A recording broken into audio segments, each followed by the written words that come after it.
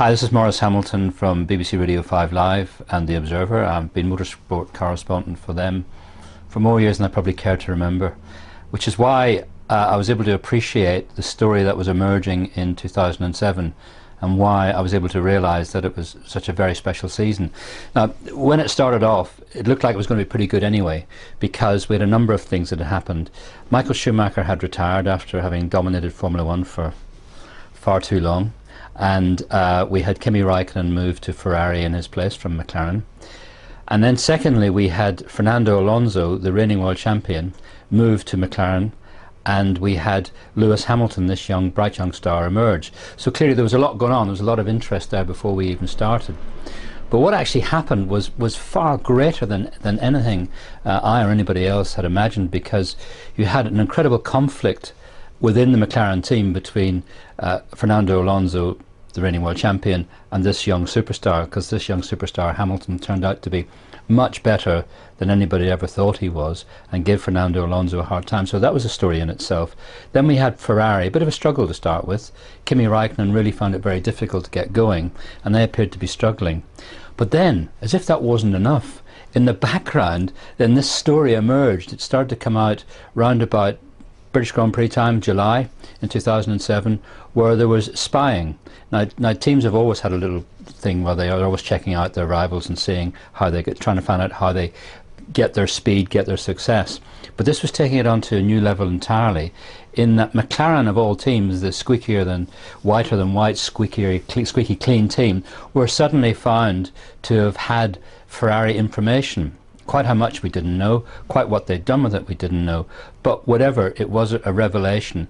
And that story then got more and more involved and more complicated with each succeeding race, and in the process it was dragging Hamilton and Alonso in as well. They were getting involved in various ways, and then Ferrari were coming good, and you had this phenomenal fight for the championship with the politics going on in the background. And then we were then running up towards the finale of the championship, and we had three drivers in the fight for the championship going into the final round, which was unheard of.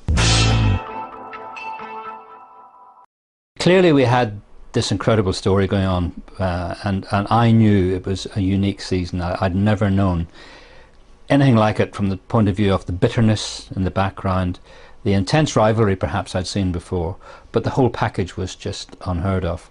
So I knew there was a book in this, a definite book in this, and when we had discussions with Simon & Schuster, the publishers, they said, look, the story sounds fantastic, but can you put it in perspective? Can you tell us what it means in the overall history of motorsport? And I thought, okay, that's a fair question. How do I do that? And the one obvious answer was that the last time we'd had three drivers go head-to-head to the wire in the final round was in 1986. And that was, there were lots of parallels here. So we had two drivers in the same team at McLaren. We had Lewis Hamilton and Fernando Alonso taking points off each other while fighting the outsider at the time, which was Kimi Raikkonen in the Ferrari. Now, in 1986 it was exactly the same. We had two Williams drivers in this instance, and it was a British driver again. It was Nigel Mansell, Nelson Piquet, his teammate, taking points of each other, not liking each other at all, which was a handy coincidence, and the outsider was Alain Prost in the McLaren. And on each occasion, in 86 and 2007, the least favourite, i.e. Prost and Raikkonen, came through to take the title, both driving red and white cars as it happens. Nice little coincidence, but they came through the middle because the other two were arguing and bickering so much, taking points of each other. So that was a lovely parallel, and that gave me the chance then to compare racing in 86 and 21 years later in 2007, and see that in many ways Formula One had moved on massively in technical terms, but in other ways it just hadn't changed at all.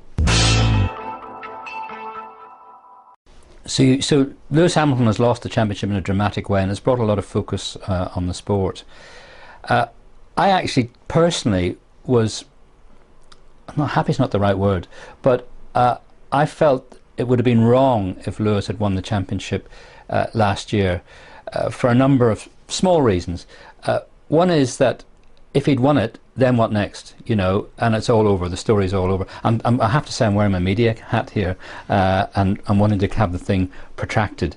But the main reason, actually, I'm glad in a way he didn't win the championship was because of all the hoo-ha surrounding McLaren and all the things they were alleged to have done using Ferrari information.